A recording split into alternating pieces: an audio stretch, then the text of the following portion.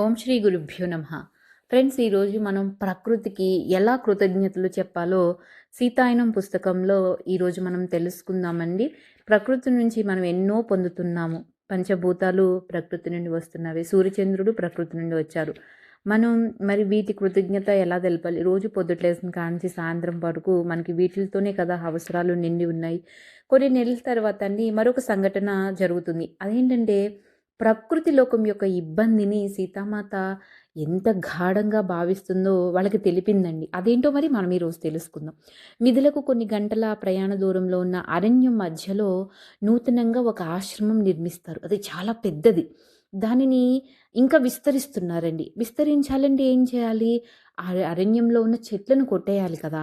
ఆ ప్రాంతంలో అనేక మంది ఋషులు అక్కడికి ఆహ్వానించబడ్డారు.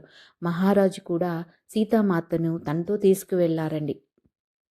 అక్కడ ఆశ్రమాలు అభివృద్ధి చెందుతున్న విధానం గురించి చర్చలు జరుపుతున్నారు. ఆ ఋషులను కలవడానికి జనక మహారాజు సీతామాతతో వెళ్తారండి. సాధారణంగా సీత కూడా ఆయనతో వెళ్ళేది, కానీ ఆ సమావేశాలకి ఈసారి మాత్రం ఆశ్రమంలోనే ఆగిపోతుంది.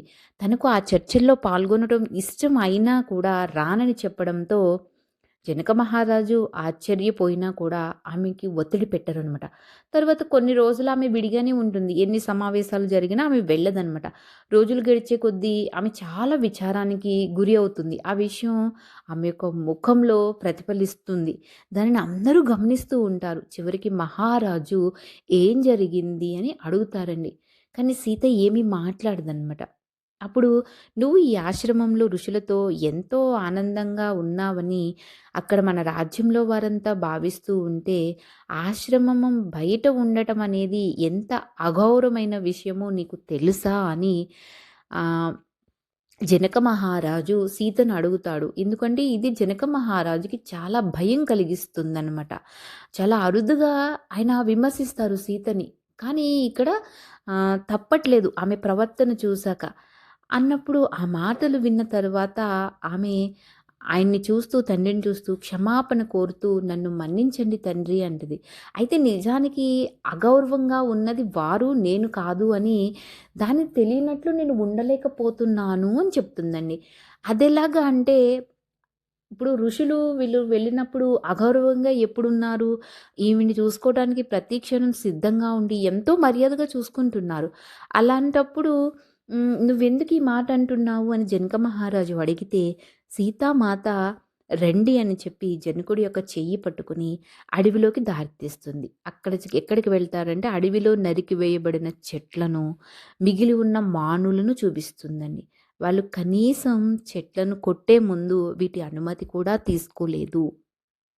వాళ్ళకి ఏదైతే కోరుకున్నారో, ఆ కోరుకున్నదంతా తీసుకుని కనీసం మిగిలిన జీవుల పైన దాని ప్రభావం ఎలా ఉంటుంది అన్న ఆలోచన కూడా చెయ్యలేదు అని సీతామాత అంటుంది. ఎందుకంటే జనకుడు సీతామాతకి ఎప్పుడూ కూడా అరణ్యాల పట్ల గౌరవంతో మెలగాలి అని బోధించాడు. తప్పనిసరిగా అవసరమైన దానికంటే ఎక్కువగా తీసుకోకూడదు అని కూడా చెప్పారనమాట. అలాంటప్పుడు ఆ కళ్ళెదుట్లో ఏదైతే కనిపిస్తుందో దాన్ని చూసి మహారాజు నిశ్చేష్టులైపోతారండి ఒక్కసారిగా. "సీత, నువ్వు చెప్పింది నిజమే. మనం దీనికి ఒక పరిష్కారం కనుక్కోవాలి" అంటారండి. ఎందుకంటే ప్రకృతి నుంచి మనం తీసుకున్న దానికి ఎప్పుడు కూడా రెట్టింపు ఇవ్వాలని, అలాగే ఎల్లప్పుడూ కృతజ్ఞతాపూర్వకంగానే తీసుకోవాలని జనక మహారాజు సీతకు బోధించారనమాట. అవును, నేను నీకదే బోధించాను. ఇప్పుడు నువ్వు ఈ ఋషులకు బోధించాలి. మనం వారితో మాట్లాడదాం అంటూ మహారాజు ఆమెనేం జేస్తారంటే, ఆ రోజు సమావేశం ఎక్కడైతే జరుగుతుందో అక్కడికి తీసుకెళ్తారండి. ఋషులందరూ కూడా మహారాజు వచ్చి మాట్లాడతారని చెప్పి ఆయన కోసం ఎదురు చూస్తూ అక్కడ కూర్చొని ఉంటారు. ఆయన కూర్చోవడానికి బదులుగా అక్కడున్న ఉచితాసనం పైన సీతను కూర్చోబెట్టి, ఇక్కడికి వచ్చినప్పటి నుంచి కూడా నా కుమార్తె అయిన సీత నిస్పృహకు గురైంది. దానికి కారణం ఏంటో నేనిప్పుడు తెలుసుకున్నాను. మీకు వివరించాలని నేను ఆమెనే కోరుతున్నాను అని ఆయన వెళ్ళి వెనుక వరుసలో కూర్చుంటారండి. సీత మొత్తం అంతా చూసి ఒకసారి మౌనంగా ఉంటుందండి. ఎందుకు అంటే, అంతకు ముందెన్నడూ కూడా ఆమె ఎటువంటి సమూహాలతో ఎప్పుడు మాట్లాడి ఉండలేదు. వయసు 2 సంవత్సరాలు కదా! దానికి తోడు సహజంగానే ఆమె సిగ్గరి, వినయం, మర్యాద ఆమె సహజ లక్షణాలు. ఆమె తన తండ్రితోనూ, రాజప్రసాదంలో ఉన్న సన్నిహితులతోనే నిర్భయంగా తను ఏం చెప్పాలనుకుంటే అది చెప్పేది. అంతేగాని ఏ విధమైన గౌరవనీయ సమూహాలను ఉద్దేశించి ప్రసంగించడం ఎప్పుడూ జరగలేదు. ఈరోజు కొత్త. మహారాజు ఇప్పుడు నువ్వు నాకు చెప్పినది ఏదైతే ఉందో దానిని వీళ్ళకి వివరించు అని సీతతో అంటారండి. అయినా ఆమె మౌనంగానే ఉంటుంది. ఇంక ఎట్టకేలకు ఎప్పుడైతే ఆమె తన తనది కాని స్వరంతో, అంటే తను చిన్న పిల్ల కదా! అలాంటి స్వరం రావాలి కదా! అలా కాకుండా అలాంటి స్వరంతోని తనదైన సున్నితమైన చిన్నపిల్ల స్వరంతో కాకుండా అధికారం ఉట్టిపడే స్వరంతో స్థిరంగా మాట్లాడటం సాగుతుందండి. ఇదెలా సాధ్యం అసల? ఇక్కడ నేను చూస్తున్న అవమానకర చర్యల పట్ల నాకు చాలా బాధగా ఉంది.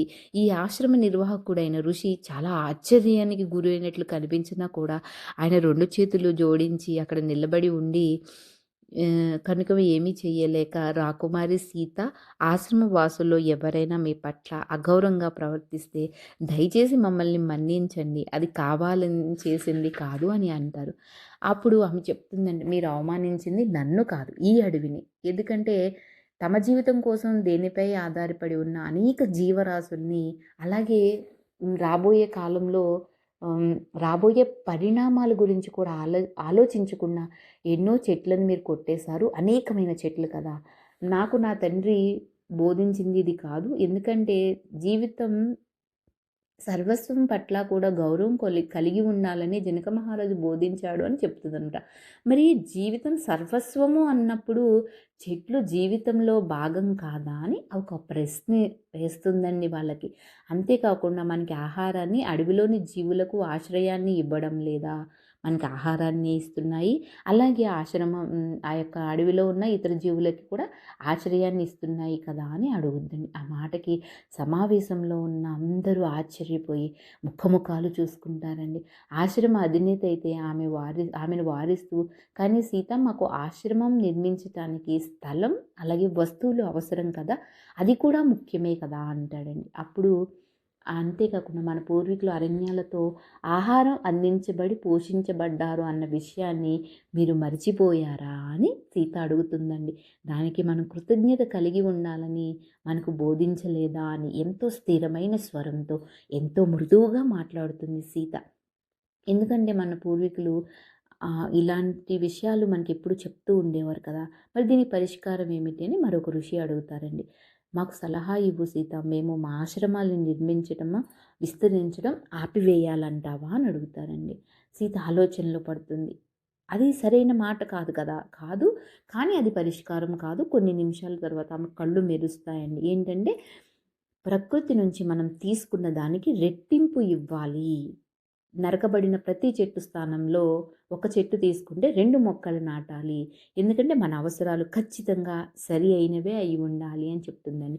అంతేకాకుండా అడవి నుంచి మనం ఏదైనా తీసుకునే ముందు దానికి మన అవసరాలను వివరించి అనుమతి తీసుకోవాలి అంట.